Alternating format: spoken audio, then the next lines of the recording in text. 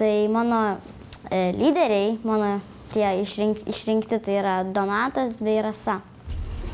Man jie labai patiko, nes nuo pat pirmos laidos, pačią pirmą laidą jau rodė tokią didelę aistrą, jis jau tas berniukas, net ir jisai nėra, aišku, profesionalas, bet jis jau šoko kaip profesionalas. Aš sutinku, kad jis labai gerai šoko, jis yra tarp tų, kuris gerai pradėjo startuoti, bet jis nėra, ta prasme, mano favoritai.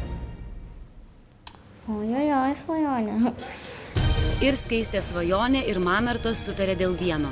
Žiūrovai šią porą turėtų palaikyti labiau.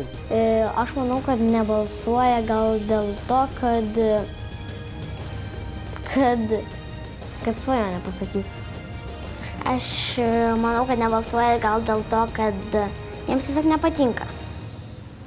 Už patys žmonės gal, nors man jie atrodo labai nuoširdus. Tai, pavyzdžiui, už kadro Donatas šneka labai gražiai, labai paprastai, kiek aš mačiau. Jisai visai nesigiria, jam net nepatinka tokie žmonės, kurie sako, kad atėjau nugalėti, bet jis atėjo nugalėti, aš matau. Komplimentų mažieji čempionai negaili ir Rasai Židonytei.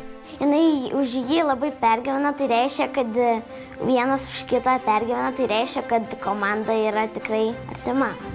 Stipri, jo. Jie puikiai pora yra.